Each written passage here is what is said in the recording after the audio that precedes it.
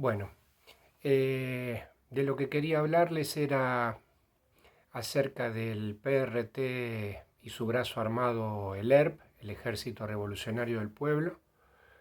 y lo haremos en base al texto de Pablo Pozzi y Alejandro Schneider. El PRT fue una de las dos organizaciones armadas más importantes de la segunda mitad de los 60, aunque el Ejército Revolucionario del Pueblo se configura como tal en 1970. La otra gran organización militar va a ser Montoneros. El PRT-ERP tiene la característica, además de haber sido la primera y más importante organización armada dentro del esquema de las varias que existieron en la izquierda. No es fácil establecer una identificación plena desde el punto de vista ideológico de lo que fue el PRT. En principio hay que decir que nace en 1965 este Partido Revolucionario de los Trabajadores, con una fuerte impronta de la familia Santucho y en particular de quien fuera Mario Roberto Santucho, su líder máximo, como una de las dos vertientes fundacionales del PRT. La otra la va a constituir la fracción dominada por Nahuel Moreno. Estas dos agrupaciones van a marchar juntas hasta 1968, en momentos en que se produce la división. Cada uno de estos grupos, primero el de Santucho, tuvo una inserción mucho más importante en todo lo que fuera el noroeste argentino, en tanto que la de Nahuel Moreno tiene mayor referencia y ubicación geográfica en Capital Federal, también en la provincia de Tucumán, Córdoba y la ciudad de Rosario. Esa primera gran división tiene como motivo principal el debate interno al que estaba sometido la fuerza, más que en razón de qué hacer con la lucha armada, sobre lo cual todos tenían un alto nivel de coincidencia, era acerca de si se trataba del momento propicio y fundamentalmente si la Argentina era el lugar donde desarrollar la lucha armada. Ese motivo va a provocar la ruptura, dado que Nahuel Moreno y Palabra Obrera eran los que sostenían que Argentina no era el lugar propicio, adecuado para llevar adelante, para iniciar ese proceso de la toma del poder a través de la lucha armada. En tanto que Santucho y su órgano, el Combatiente, estaban convencidos de que sí era el momento y el lugar apropiado. Es necesario establecer un punto referencial de contexto para poder entender que este no es un fenómeno netamente argentino, sino que derrama en toda América Latina, especialmente como una de las consecuencias de la Revolución Cubana triunfante el 1 de enero de 1959. Esa experiencia marcará a fuego a todas las fuerzas populares que empezaron a ver el ejemplo cubano y la de algunos de sus líderes, especialmente el de Ernesto Guevara, como un ejemplo a imitar, como la posibilidad tangible de llevar la revolución a los países sufridos de América Latina. En este caso, estamos también en el contexto de la Guerra Fría y estamos también en el contexto de un agudo enfrentamiento que tiene a la parte occidental liderada por Estados Unidos y lo que va a ser la doctrina de la seguridad nacional implementada por Estados Unidos y sus aliados, muchas veces gobiernos militares que lo que buscaban eran el combate a lo que se llamaba el enemigo interno, es decir, la persecución y la lucha contra el posible surgimiento de fuerzas vinculadas, relacionadas con todo lo que tuviese que ver con la experiencia de la izquierda para América Latina y la región. En este sentido hay que decir que el Partido Revolucionario de los Trabajadores tiene en la figura de Ernesto Guevara una identificación muy marcada, pero no lo es tanto desde el punto de vista ideológico. Lo que sí se elogia, lo que sí se busca como ejemplo digno de ser imitado, es la trayectoria personal y humana de Guevara, en el sentido que Guevara representa el sacrificio, la entrega, la bondad, la bonomía, la defensa de los ideales a pesar de la propia vida, el afrontar las adversidades por sobre cualquier otra cosa, más que acerca de si el foquismo u otra estrategia guerrillera. Cabe decir que dentro de las organizaciones armadas que tuvieron participación en la Argentina, alrededor de 17, 5 fueron las más importantes: Montoneros, FARC, Fuerzas Armadas Revolucionarias; FAL, Fuerzas Armadas de Liberación; FAP, Fuerzas Armadas Peronistas; y el ERP constituyen las 5 más importantes. Hay que decir que las FAP tienen que ver más con el proceso de la resistencia peronista, iniciada luego del derrocamiento del 55, y son los protagonistas de los primeros intentos de acciones armadas: Tacorralo a finales de los 50, Uturunco en los 60, que no tuvieron mayor éxito. Las FARC, que luego van a ser un intento de soporte de la lucha de Guevara en Bolivia, son las que finalmente se van a unir a la organización Montoneros. Y la FAL las Fuerzas Armadas de Liberación, tenían un vínculo originario con el Partido Comunista y luego se fueron escindiendo. En definitiva, como se ha dicho antes, el PRT-ERP se trató de una organización político-militar que tenía esta característica de funcionar como una organización política y que tenía un brazo armado ejecutor a partir de los 70. Ese año 70 dijimos que era un año muy trascendente,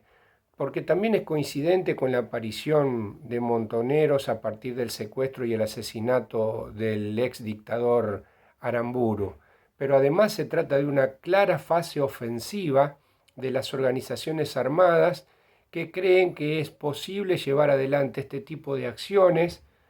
partiendo de la base que, entre otras cuestiones, hay un malestar social muy marcado y un cierto apoyo, reconocimiento y simpatía popular con todo lo que fueran acciones armadas. Eran bien vistas por las bases, eran bien vistas por el pueblo.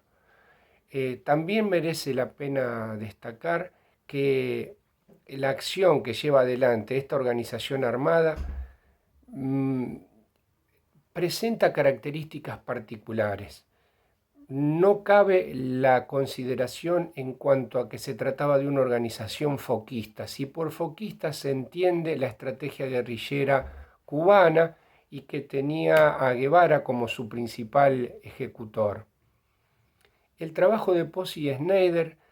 también hace una mención a las características de los trabajos bibliográficos que se hicieron en torno al surgimiento de esta organización.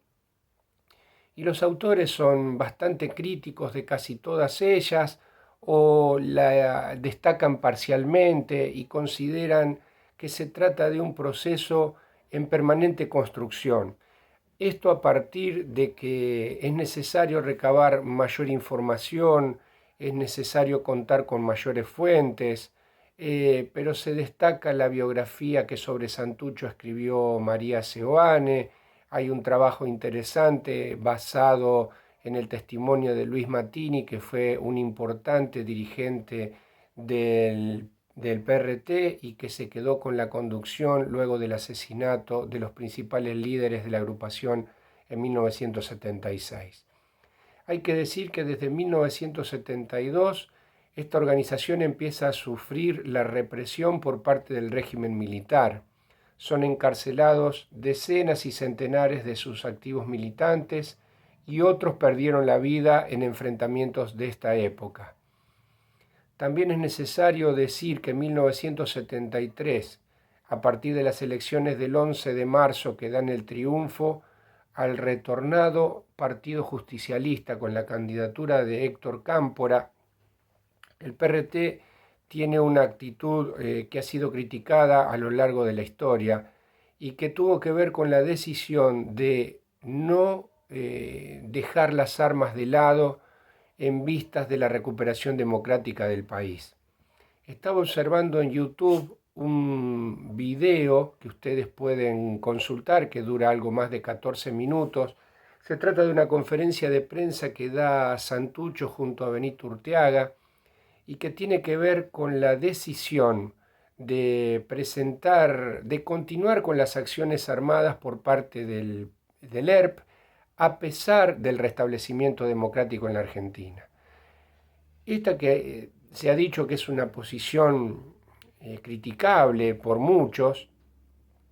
Santucho intenta justificarla. Hay una carta abierta publicada en donde se le dice al presidente Cámpora que no van a atacar a él ni a miembros de su gobierno, pero que no iban a cesar los ataques contra los grandes empresarios, sean nacionales o extranjeros, y contra miembros de las Fuerzas Armadas.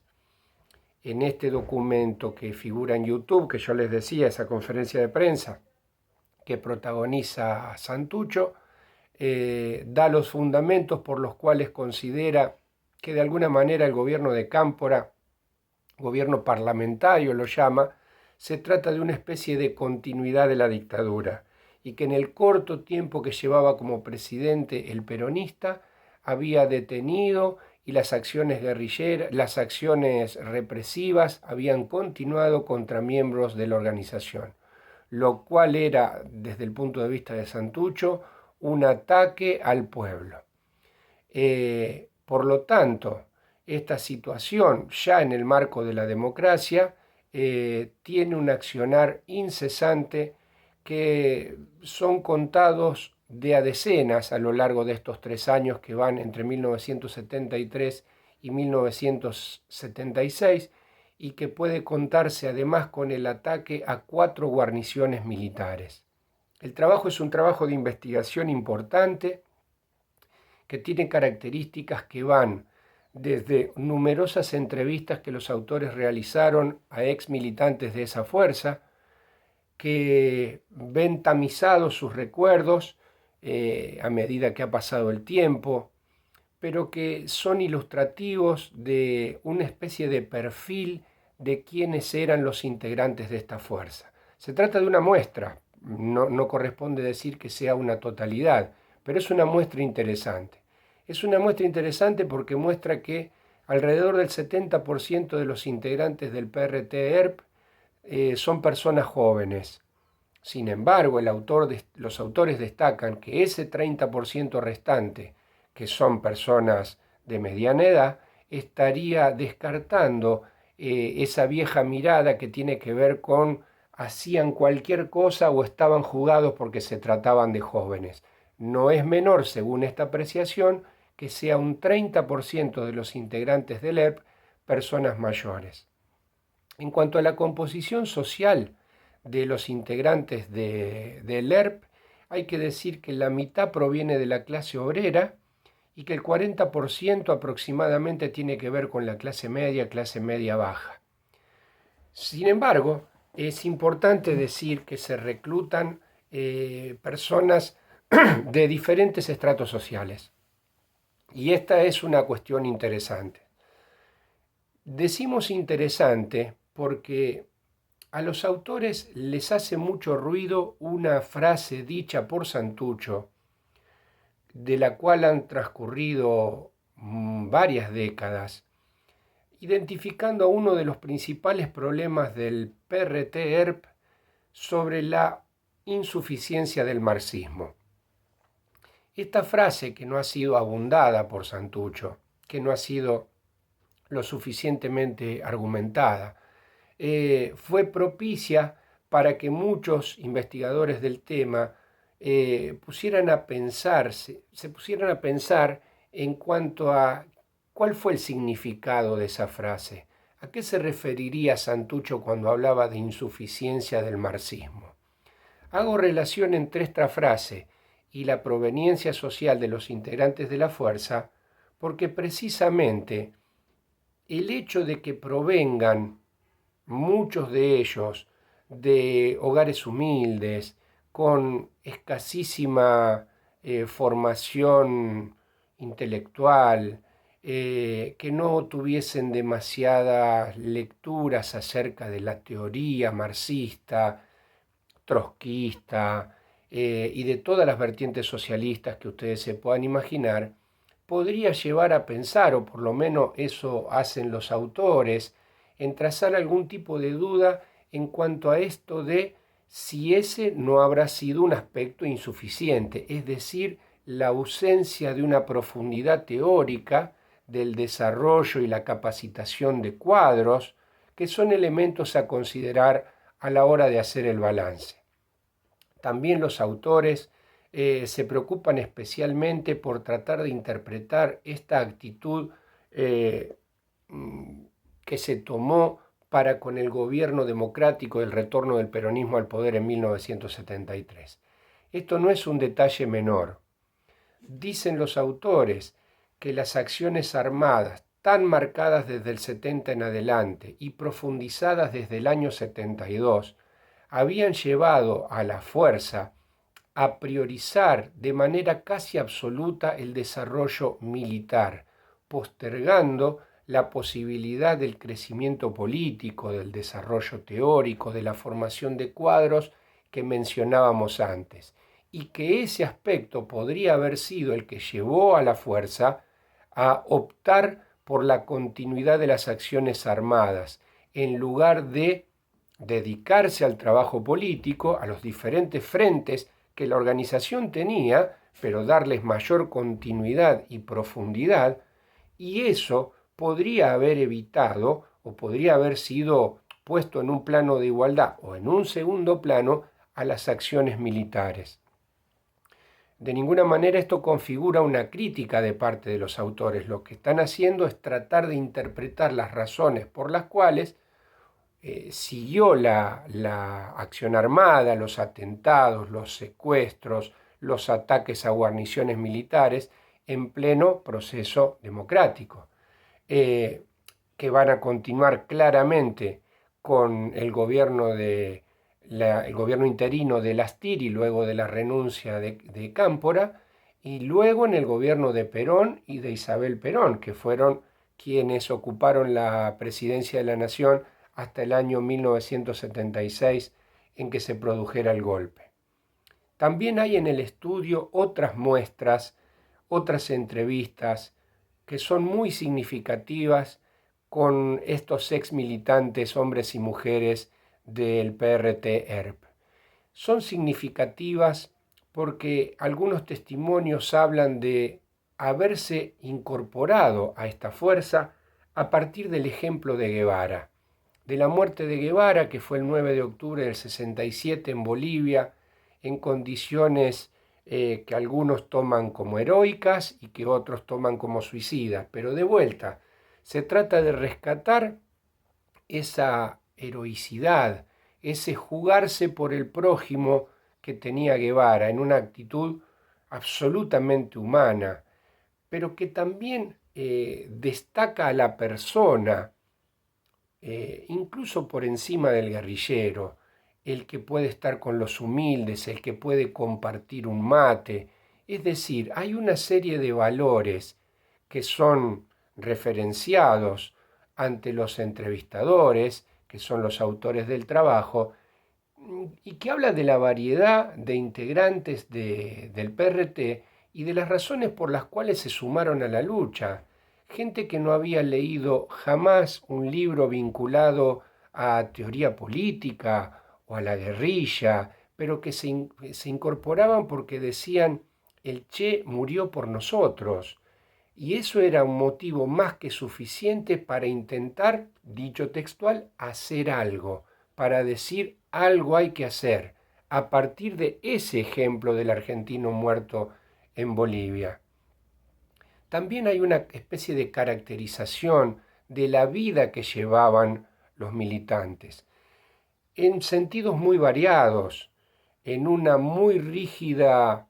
mirada acerca de la conducta personal, de influenciar acerca de que los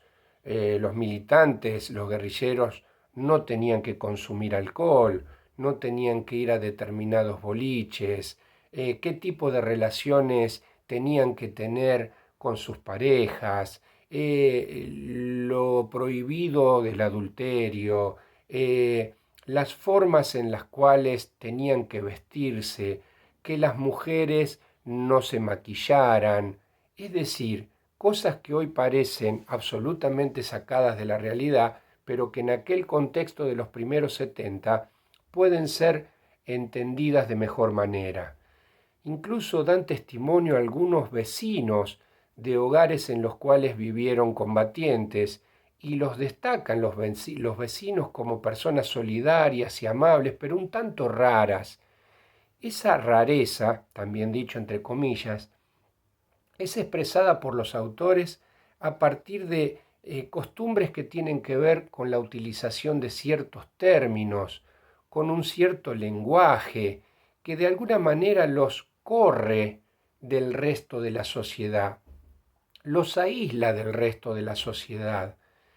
Y es más, algunos lo piensan casi de manera autocrítica, como diciendo, en perspectiva histórica, ese modo de hablar, ese modo de vestirse, los identificaba claramente ante la fuerza represiva, los exponía demasiado,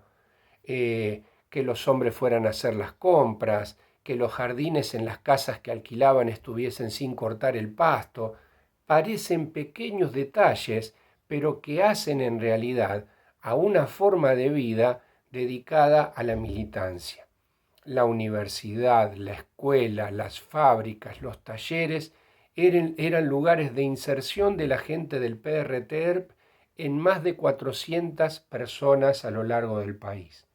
Llegaron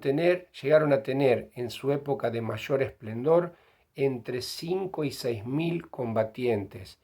Tuvieron tirada de ejemplares de 20.000 diarios. Es decir, se trató de la fuerza revolucionaria que buscaba un Estado proletario a través de la Fuerza Armada, de la más destacada, sin temor a equivocarnos, de la historia argentina. Fue un paso muy fugaz, fue muy pronto todo lo que hicieron y muy poco lo que duraron. Fueron especialmente perseguidos y para 1977 estaban prácticamente disueltos a partir de la represión. De hecho, Santucho fue asesinado en julio de 1976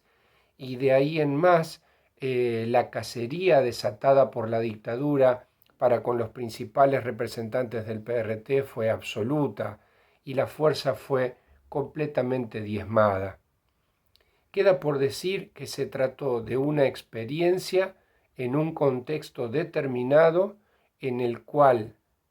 varias opciones militaristas parecían estar por delante de aquellas opciones volcadas hacia la política. Reiteramos esto porque nos parece fundamental para la comprensión del tema. Hay todo un contexto que parece colaborar, parece contribuir para la aparición de fuerzas de estas características. Pero también hay que decir que se trataba de una Argentina extremadamente violenta, que ejercitaba la violencia desde el Estado de manera ininterrumpida o, en la mayoría de los casos, a partir de la dictadura de 1955. La Argentina parecía caminar a un abismo que fue el abismo de 1976. El PRT-ERP es una de las fuerzas más importantes volcadas a la lucha armada que tuvo el país, protagonista de la época, enfrentada al resto del sistema de partidos en la Argentina y contra lo que se llamaban factores de poder, las Fuerzas Armadas y los grandes empresarios capitalistas a los cuales se acusaba de todo lo malo que le pasaba al país.